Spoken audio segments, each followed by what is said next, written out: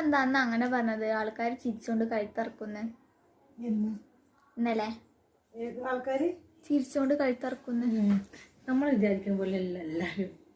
നമ്മൾ കഴിക്കും നമ്മോട് ഇല്ലേ സ്നേഹം ഉണ്ടെന്ന്. പക്ഷെ അതൊന്നല്ല.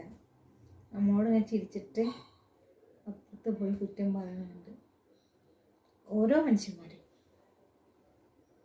ഓരോന്നിങ്ങനെ കേൾക്കുമ്പോൾ നമ്മൾ പ്രതീക്ഷിക്കുന്നതിൽ അപ്പുറം ഇങ്ങനെ പറയും. ഇപ്പം എന്താ അങ്ങനെ പറഞ്ഞേ? അങ്ങനെ അനുഭവങ്ങൾ കഴിയുമ്പോഴാണ് നമുക്ക് തിരിച്ചറിവുകൾ ഉണ്ടാവുക. നമ്മൾ കാണുന്ന കണ്ണുകൊണ്ടൊന്നും ഇല്ലാതെ നമ്മളെ തിരിച്ചറിയണം. എല്ലാവരും അഭിനയിക്കുക. ചിരിച്ചുകൊണ്ടില്ലേ, മുന്നത്തെ പല്ലുകൊണ്ട് ചിരിച്ചുകൊണ്ട് പാക്കത്തെ പല്ലുകൊണ്ട് കടിച്ചമർത്തുന്നു. അല്ല, പെട്ടെന്ന് ഇതെന്ത് പറയാൻ കാരണം? അങ്ങനെ തോന്നി. നമ്മൾ വിചാരിക്കും ഇത്ര കാലം തോന്നാത്ത എങ്ങനെ? തിരിച്ചടികൾ കിട്ടുമ്പോഴാണ് നമ്മൾ പഠിക്കുക. അങ്ങനെ തോന്നുന്നു. നമ്മൾ വിചാരിക്കും പോലെ ഒന്നല്ല. എല്ലാവരും ഇങ്ങനെ പറയണില്ല കേട്ടോ.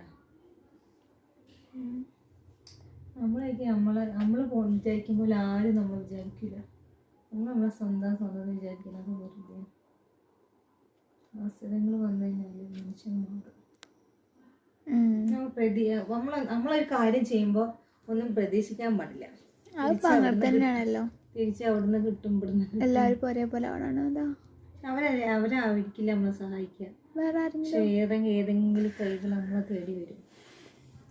ചെയ്തവർക്കൊക്കെ ചിലപ്പോൾ നമുക്കെതിരെ തിരിയും. പക്ഷെ വേറെ ആരെങ്കിലൊക്കെ ആയിരിക്കും നമുക്ക്. ഈ സാരി ശ്രീകുട്ടിയെ ഇത് അന്നെടുക്കാൻ യോഗം ഉണ്ടായില്ല. അന്ന് ആശുപത്രി കേസായില്ലേ? എന്നല്ല പുരുകത്തിന്റെ ഇവിടെ എങ്ങനെ? ആ പുരുകത്തിന്റെ ഇവിടെ മുറിയേതോ എങ്ങനെ? എവിടെ തട്ടി? ഞാൻ ഇങ്ങനെ ചൊറിഞ്ഞീന്നല്ലോ.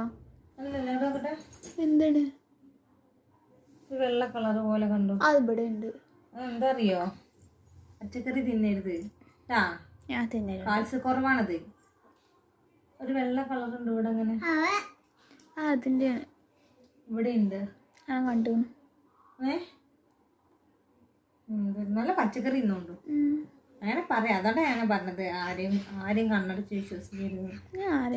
നമ്മൾ വിചാരിക്കാൻ പോലെ ഒന്നും എല്ലാവരും അങ്ങനെ ഇല്ലേ ശ്രീകുട്ടിയെ?